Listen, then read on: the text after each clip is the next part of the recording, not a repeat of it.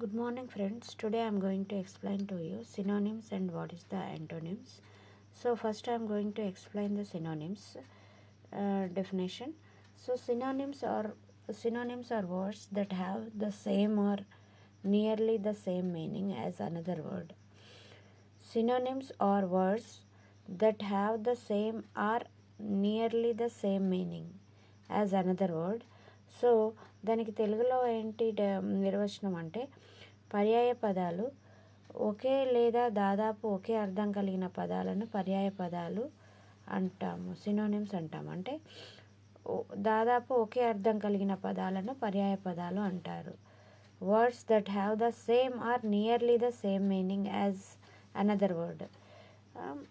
అంటే ఒకే అర్థం కలిగిన వేరే పదాలని మనం పర్యాయ పదాలు అంటారు. I'm going to give to you examples here. So happy, joyful, glad, cheerful.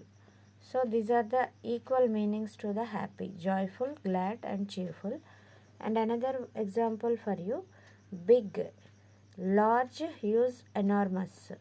So these are the equal meanings for the big, large, huge, enormous. And fast synonyms are quick, rapid, swift. So quick, rapid, swift are the synonyms for the fast word. Okay, now synonyms helps to improve vocabulary and avoid repetition in writing and speaking. So synonyms helps to improve vocabulary and avoid repetition in writing and speaking. Okay, so ఒకే వర్డ్ని మాటికి repetition చేయకుండా vocabulary మనది improve అవుతుంది అనమాట. ఒకే వర్డ్ని మనం ఇంకా ఏ వర్డ్స్గా use చేయొచ్చు అనేది అలా మనకి వొకాబులరీ అనేది బిల్డ్ అవుతూ ఉంటుంది అనమాట. అదే వర్డ్ని మనం ఇప్పుడు ఫాస్ట్ ఉంది, అదే వర్డ్ని మళ్ళీ రిపిటేషన్ చేయకుండా దాన్ని we can use it quick, as rapid or swift, like that. It would be help to improve our vocabulary. So now some examples in Hindi, in Telugu. So what is the సంతోషం అంటే దానికి పర్యాయ పదం ఆనందం, హర్షం. Next పెద్ద అంటే భారీ, విశాలమైన. వేగం, త్వరగా, శీఘ్రం. సో ఇవి పర్యాయ పదాలు అన్నమాట. అంటే సంతోషాన్ని మనం ఆనందం అని కూడా చెప్పొచ్చు, హర్షం అని కూడా చెప్పొచ్చు. పెద్దని మనం భారీ అని చెప్పొచ్చు, విశాలమైన అని చెప్పొచ్చు.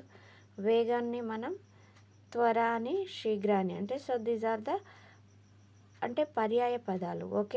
ఒకే అర్థాన్ని అంటే ఒకే పదాన్ని మనం రిపిటేషన్ చేయకుండా వేరు పదాలతో మన అంటే మన స్పీచ్ లేదా మన లెసన్ టీచింగ్ అనేది ఇంకా ఎఫెక్టివ్గా ఉండాలంటే we can use different words while we are teaching or while we are giving speech.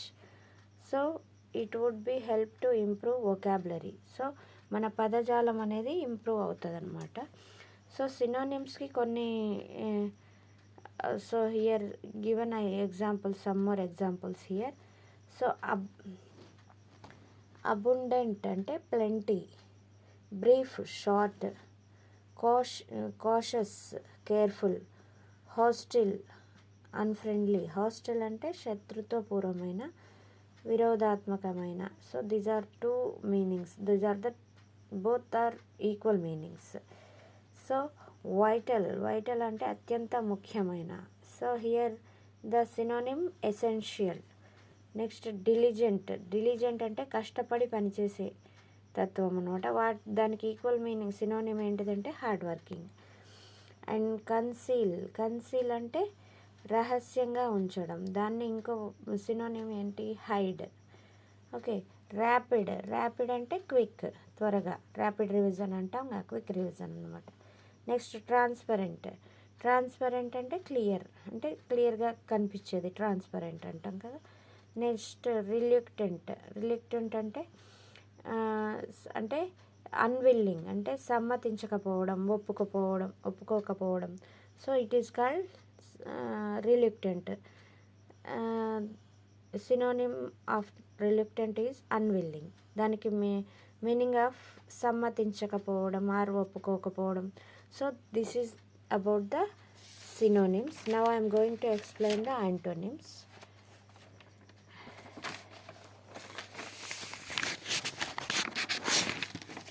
Antonyms. Now first I am going to explain what is the definition of antonym. Antonym are words that have opposite meanings to each other. So antonyms are words that have opposite meanings to each other. So ఆపోజిట్గా ఉంటాయి అన్నమాట, వ్యతిరేకంగా ఉంటాయి అన్నమాట. So some examples I have given here. Hot, cold, big, small, happy, sad, fast, slow. So antonyms help in understanding, contrast, improving vocabulary and using words accurately in language. So అక్కడ ఏంది, ఈ వ్యతిరేక పదాలు అనేవి భాషలో భేదాన్ని స్పష్టంగా తెలియజేయడానికి, పద సంపదను పెంపొందించడానికి ఉపయోగపడతాయి అన్నమాట. అంటే భాషలో భేదాన్ని అంటే హెల్ప్ ఇన్ అండర్స్టాండింగ్ కాంట్రాస్ట్.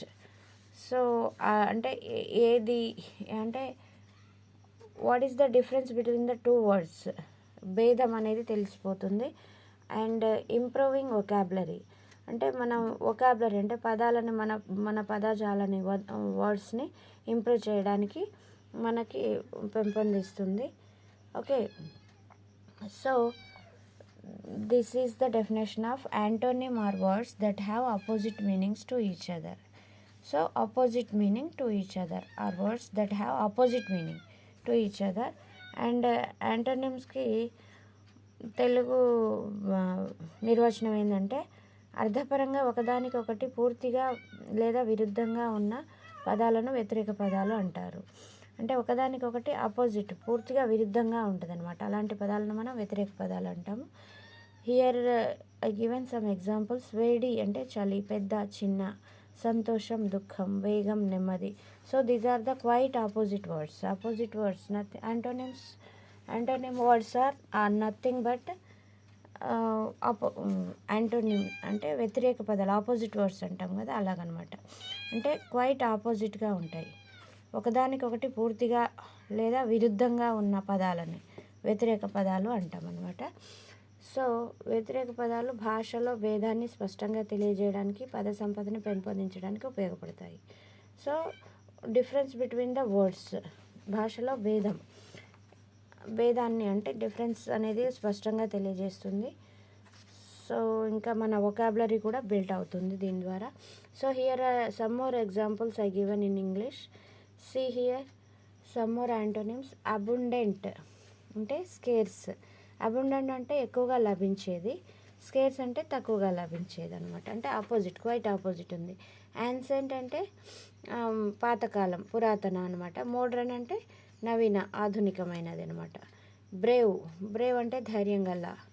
కోవర్డ్లీ అంటే భయపడే స్వభావం గల. So it is quite opposite, brave and cowardly. Permanent is permanent. Temporary means temporary అంటే టెంపరీగా చేసేదనమాట. పర్మనెంట్ ఏమో పర్మనెంట్. జనరస్ అంటే విశాల హృదయం గల. నెక్స్ట్ మీన్ అంటే కఠిన హృదయం. అంటే దీనికి quite opposite, generous and mean. These are the antonyms. And accept అవ్వడం అంటే దానికి quite opposite, reject. Next expand means పెంచుకోవడం. సో కాంట్రాక్ట్ అంటే చిన్నదిగా మారడం. ఒప్పందం కూడా వస్తుంది, ఒప్పందం చేసుకోవడం. సో ఎక్స్పాండ్ మీన్స్ పెంచుకోవడం, దానికి ఆపోజిట్ కాంట్రాక్ట్, చిన్నదిగా మారడం. నెక్స్ట్ విజిబుల్ అంటే కనిపించేది, హిడెన్ అంటే కనపడనిది. So these are the antonym for the visible and hidden. So next optimistic అంటే ఏంది, సానుకూలంగా ఉండడం. ఇక్కడ దీనికి యాంటోనిమ్ ఏంటిదంటే పెసిమిస్టిక్ అంటే ప్రతికూలంగా ఆలోచించడం. అంటే ఇక్కడేమో పాజిటివ్ థింకింగ్, ఇక్కడేమో నెగిటివ్ థింకింగ్ అనమాట. దాన్ని మనం ఆప్టిమిస్టిక్ అంటాము, నెక్స్ట్ పెసిమిస్టిక్ అంటాం అనమాట. Okay, next 10th one victory. అక్కడ ఆపోజిట్ వర్డ్ ఏంటి, defeat. So victory is the victory and defeat. These are the antonym words. Okay friends, thank you.